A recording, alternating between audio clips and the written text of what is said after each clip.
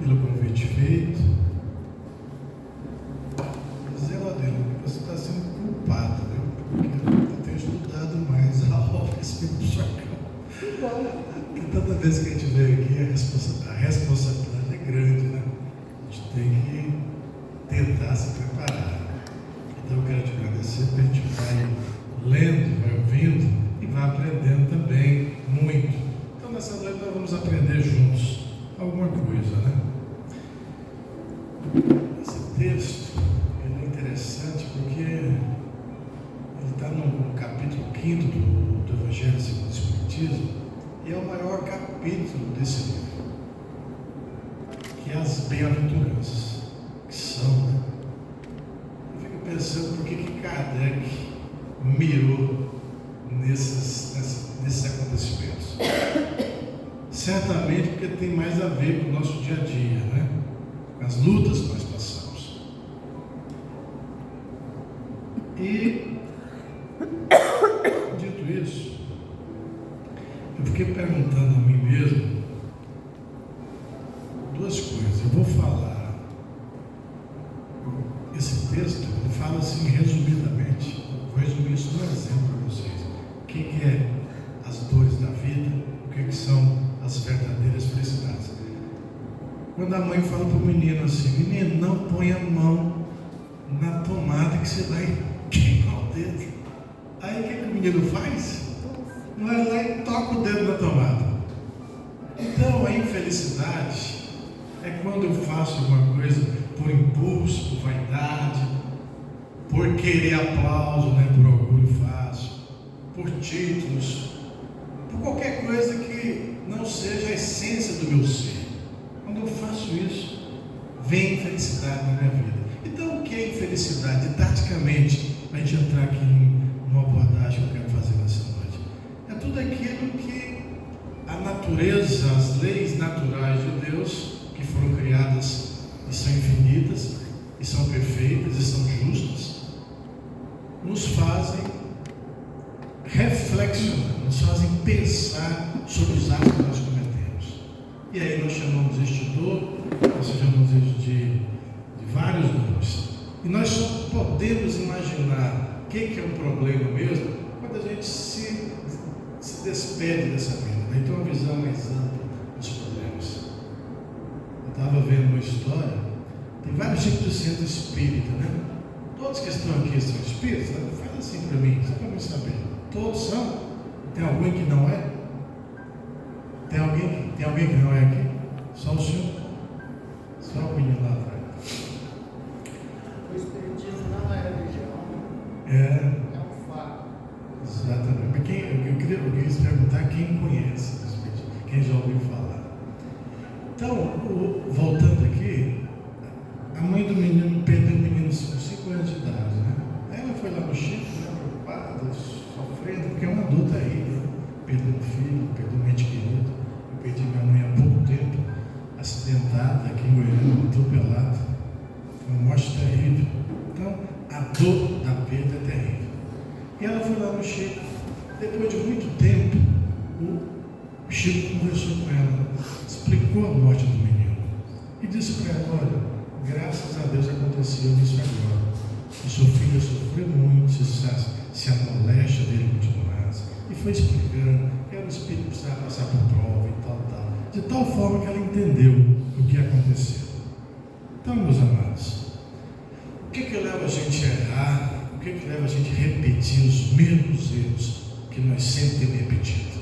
Por que isso acontece? Por que nós eu posso falar por mim, estou vendo uns jovens aqui, vocês não se ofendam, viu, jovens? Nós que já passamos meio-dia da tarde, que ao chegarmos aí na nossa, entre aspas, equilíbrio, né, financeiro, fica a mulher já querendo, né, já com 30, 40 anos de casado, e aí a gente acha que agora não, agora nós vamos botar para quebrar, nós somos verdadeiros mensageiros e soldados de Cristo. E por que a nossa vida continua na roda de samsara? Por que a gente sempre está repetindo os mesmos erros, mesmo com o passar do tempo, mesmo com o passar da idade? e sofrendo as infelicidades da vida, né? Eu tirei duas frases desse texto que a Laudelina leu para nós, que tem a ver com o que eu vou falar aqui.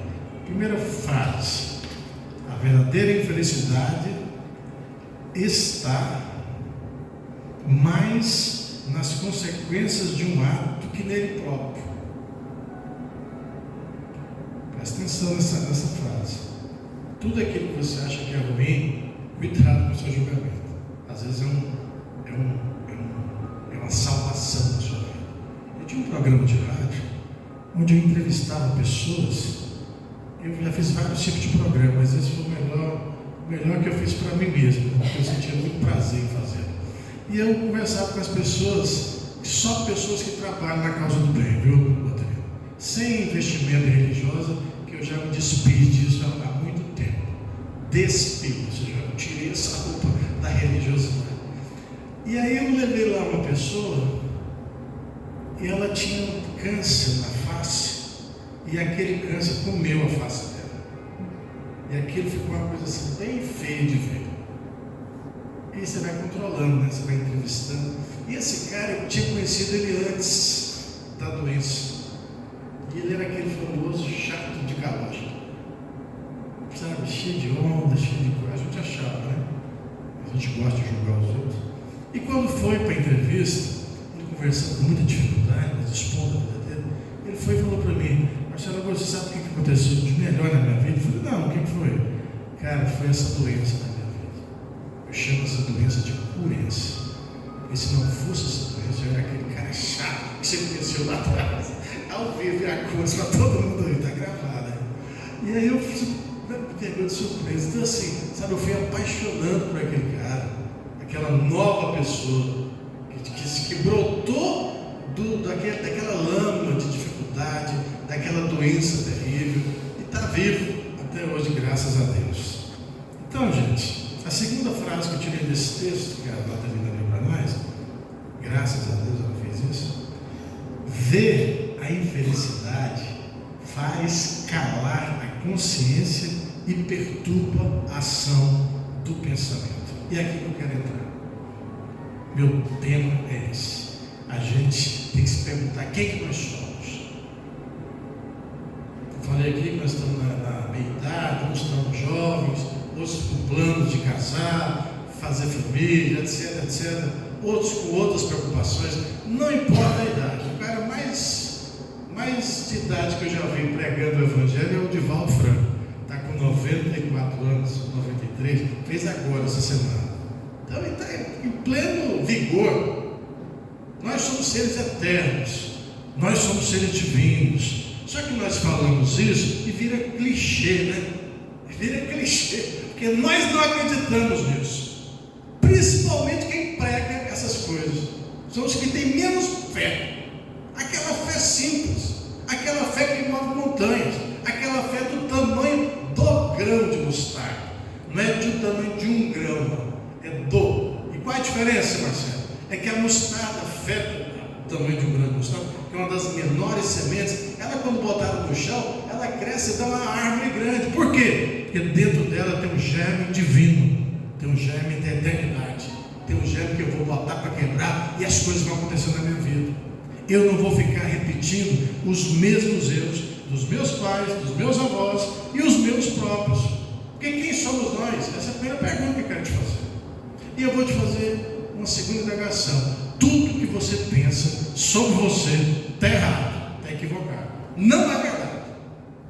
Se você pensa que você não faz nada, não é verdade. Se você pensa que você não tem capacidade, não é verdade. Se você pensa que você é um quebrado na vida e não tem como dar jeito, não é verdade. Se você pensa que o seu casamento não vai dar certo, não é verdade. Se você pensa que seus filhos não têm jeito, aquele mais atentado, aquele com dificuldade no vídeo, na troca, não é verdade, gente. Tem um filósofo que diz o seguinte: olha, não importa o que aconteça conosco, o que é importante mesmo é o que nós fazemos com aquilo que acontece com a gente. E aí é onde a maioria de nós atropela, perde a fé e fica sem saber onde vai. Certa vez havia um mendigo que ficava na porta de um centro. E ele ficava sentado em cima de uma caixa. E as pessoas passavam e ele pedia esmolas. Me dá ajuda, eu sou mendigo, não tenho dinheiro. Como vocês já devem ter sido abordados por alguém pedindo ajuda. Isso passou anos e anos ele naquela situação. Até que certa vez chegou um moço que olhou para ele e falou: olha, eu não tenho nada para te dar, mas eu queria te fazer uma pergunta. Pois não, você já olhou o que tem dentro desse caixão que você está aí, dessa caixa? Que isso, eu já olhei isso aqui. Não tem nada, isso aqui é uma caixa só vazia. Não, se eu fosse você, eu olhava dentro. Qual que é a moral dessa história? Esse mendigo somos nós, né? Nós carentes de palavra de apoio, nós carentes de uma palavra de confirmação daquilo que nós estamos fazendo, nós carentes da situação financeira. Hoje minha filha falou para mim, papai, como eu faço para ficar rico? Eu falei, é simples, minha filha. Eu falei, o que é? Nunca duvide da sua fé, crê em Deus, acredite naquilo que você quer, que você vai conseguir tudo na sua vida. Para mim isso é clichê, eu queria trabalhar muito e montar uma empresa. Falei, só que tudo isso só vem através disso. Então, esse caixão que nós estamos sentados em cima, somos nós mesmos, né? É o nosso interior, é aquilo que está dentro de nós, é aquilo que nós somos na essência. Quando eu fiz a pergunta, quem nós somos, é muito importante. Eu vou agora mostrar para vocês que muitas coisas que nós pensamos são frutos de equívocos mentais que nós mesmos fazemos com nós mesmos. Primeiro, nós temos essa dimensão absurda, né? Nós somos seres humanos, terráqueos, feitos de carne e osso, mas ao mesmo tempo nós somos seres espirituais. E nós habitamos esses dois mundos em 24 horas duas vezes. Uma quando nós estamos acordados, somos humanos, e a outra quando nós dormimos, nós vamos para o mundo espiritual. Você se lembra do mundo espiritual? Eu não lembro de nada. Eu nunca lembrei. Alguém lembra quando sai do corpo físico? Mas nós saímos, vamos trabalhar, saímos, vamos para aqueles lugares proibidos, que muitos têm afinidade, saímos, vamos para essa praia. Se eu falar aqui, vocês caem para trás, o tanto de lugar esquisito que a gente anda durante o nosso estado de sono, que muitos acham que ali acaba o mundo, né? Mas não, começa uma outra vida. A gente falar isso, a gente ler isso, a gente pregar isso, não é difícil. O difícil é a gente mudar a nossa cabeça, é a gente mudar os nossos conceitos. Então, quando você me fez esse convite para cá, eu fiquei pensando sobre isso. Então, o que eu tenho descoberto assim? Eu tenho visto dentro dos nossos centros espíritas, sabe, uma luta muito grande das pessoas. Eu estava vendo o Haroldo Dutra Dias, que é um cara que eu gosto muito da palavra dele. A mocinha perguntou para ele dos trabalhos, da abertura dos trabalhos. Haroldo, qual foi a coisa que mais te marcou na pandemia? Aí o Haroldo falou para ela, ela é mineira, né? Você fala uai, foi o medo que o povo ficou na pandemia, o desespero dos espíritas. Eu pensei a mesma coisa também. Até hoje nós estamos na pandemia, mais que tudo lá no nosso céu. Por quê? É o medo, né, que habita a gente, o medo das coisas.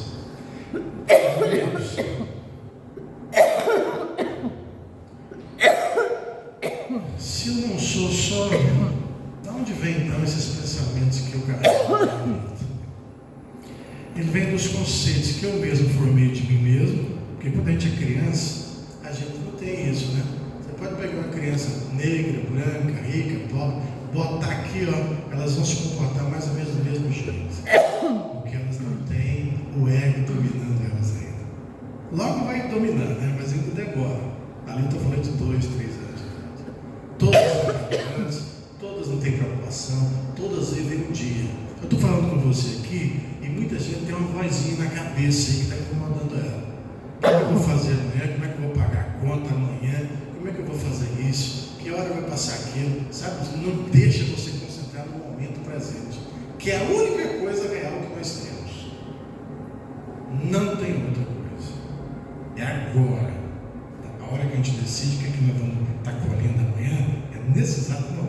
tem Ele. Só que a mente nos engana e faz a gente pensar que o futuro nos pertence também. Ou então faz a gente achar que o passado, só o passado vai influenciar a nossa vida de hoje. E aí eu vejo muitas pessoas falando assim: não, eu estou sofrendo porque eu fui mal no passado e agora eu estou passando o que eu deveria ter passado. Uma certa acomodação espiritual pela vida que está levando, né? Eu quero discordar disso. Muita coisa que a gente passa hoje, com certeza, foi fruto dos nossos erros do passado. Mas muita coisa que nós passamos hoje foram erros dessa própria existência. Foram erros que nós plantamos nessa vida, não foi em outra vida, não. E nós estamos aí colhendo esses recalques. Mas o principal deles é o mental. Então eu falei que a gente é envolto de uma multidão de pensamentos que dominam a nossa vida. Uma multidão de conceitos que nós fazemos de nós mesmos. Exemplo disso, Marcelo. Olha, eu não presto para isso. Olha, eu sou feio. Olha, eu sou bonito. Olha, eu não tenho capacidade para aquilo. A gente vai se botando rótulos e a gente acredita nos rótulos. De repente, o nosso ego, para se satisfazer, passa a acreditar que nós somos aquilo mesmo. Aí eu te pergunto: vem cá, se eu não estou consciente daquilo que eu sou, e se eu fico pregando esse tipo de coisa que eu não sei que é a verdade, e eu colho o fruto dessa minha falta de consciência, quem é que está errando mesmo? É o meu falso eu, não é o meu eu verdadeiro. O meu eu verdadeiro está doidinho para desabrochar. O meu eu verdadeiro é Cristo em nós. Quem falou isso? O próprio Jesus Cristo falou: olha, vocês não fazem o que eu faço, é porque vocês não têm fé. Se vocês tivessem, vocês fariam o que eu faço e muito mais. E disse outra frasinha: o Pai está em mim, eu estou em vocês e nós estamos juntos. Ele também disse isso no seu Evangelho. Então nós temos essa santidade dentro de nós. E o que aparece? O que fica aí mostrando para os outros? Uma coisa que não é verdadeira. E nós vamos sofrer por causa disso. Então nós estamos sofrendo, nós estamos colhendo o fruto dos nossos erros, porque nós somos envoltos de pensamentos que dominam a nossa cabeça. Aí Kardec achou isso interessante e ele fez uma perguntinha para os espíritos. Falou: vem cá, como é que é a influência de vocês para conosco?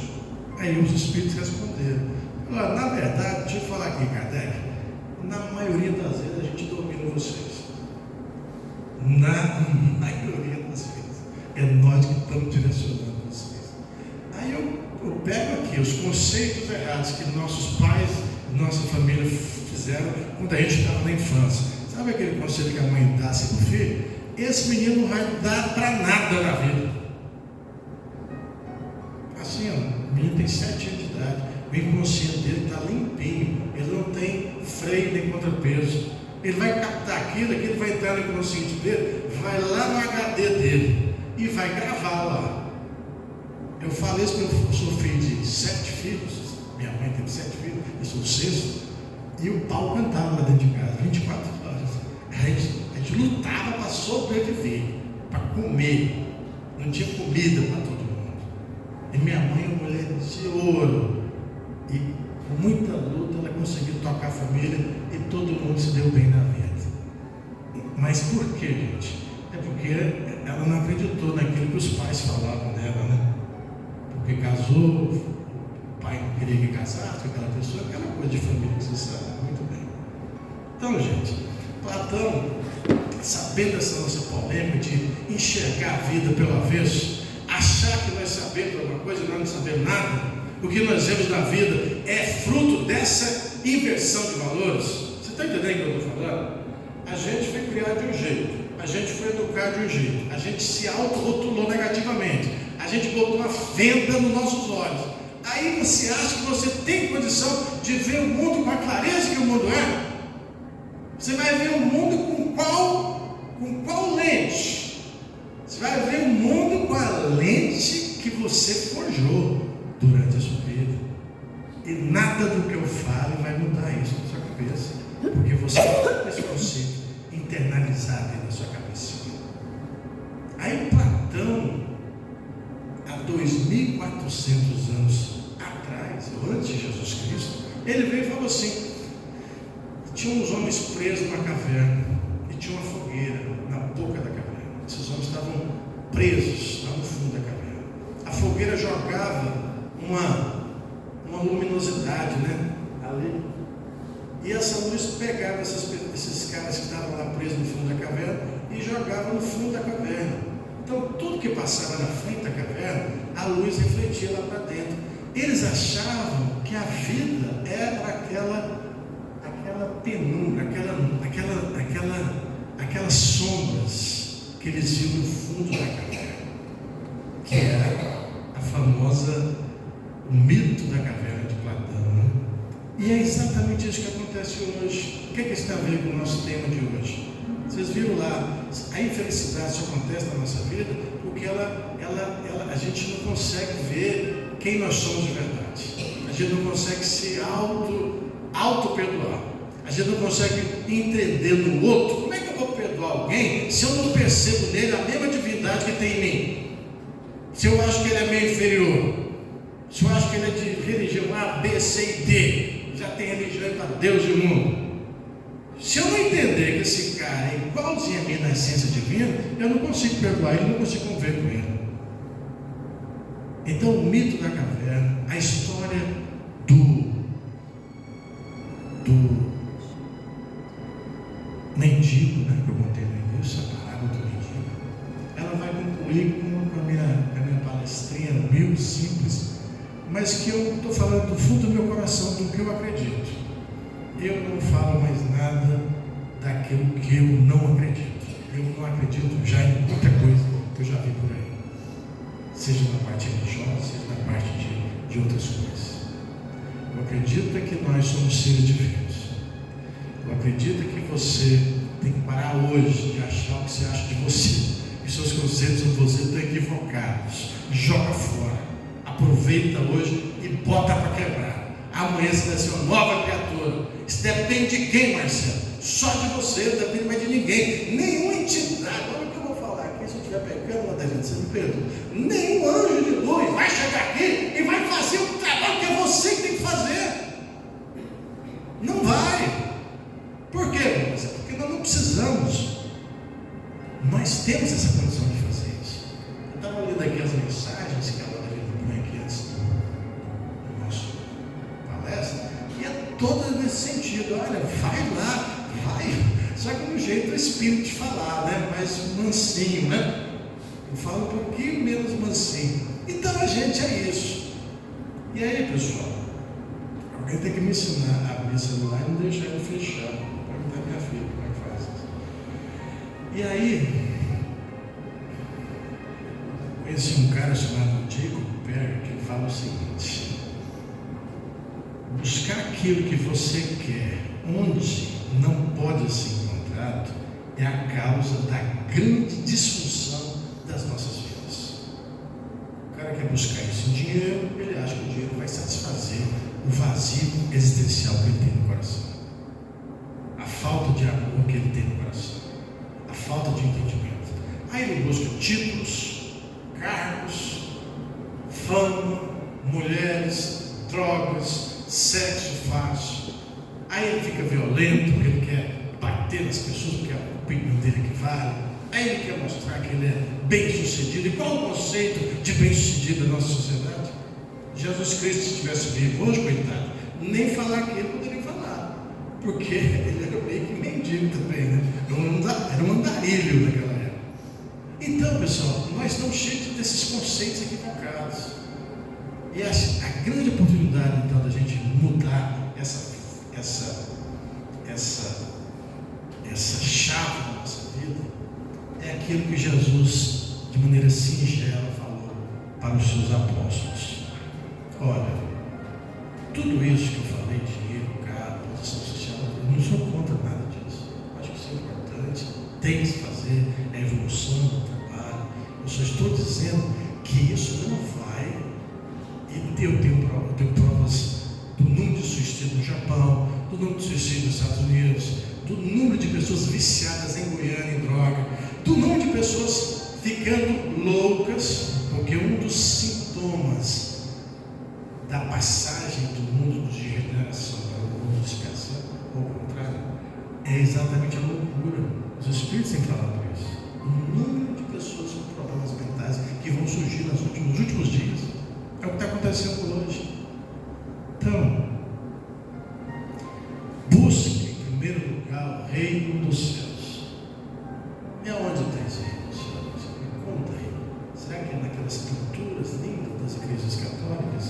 Será que naqueles sermões bonitos dos pastores? Será que na mensagem cristã e tirada da Bíblia, né? Muita gente acha que o Espiritismo não usa a Bíblia, viu? Mas a nossa base de fé são os ensinos de Jesus Cristo. E aí, aonde está? Nenhum desses lugares. O reino dos céus está na sua consciência, lá dentro. Consciência aqui não entenda como mente, com esses pensamentos que vêm na sua cabeça, não é isso. Consciência é o nosso templo sagrado, onde Deus habita. Só que Ele está lá, pedindo, pelo amor de Deus, para você se conscientizar disso e deixar fluir o poder de Cristo em nossas vidas. E aí eu tenho certeza absoluta, seja qual for a cruz da infelicidade que você está levando, ela vai ser transformada em alegria e em júbilo, e as pessoas vão olhar para você e falar: ali tem uma pessoa que vive com Jesus, que ama Jesus e que demonstra a luz de Cristo na sua vida. Porque é isso que as pessoas querem de nós, né? Elas não querem muito discurso, elas querem apoio, elas querem ajuda. Da próxima vez eu vou falar menos, se vocês tirarem aquela planta dali para eu poder ter o relógio. Para azar de vocês, eu não vi o relógio e continuei a falar. Pessoal, muito obrigado a vocês todos. Deus possa abençoar cada um de vocês. Esse tema ele é complexo, difícil. Não quero que você acredite em nada do que eu falei.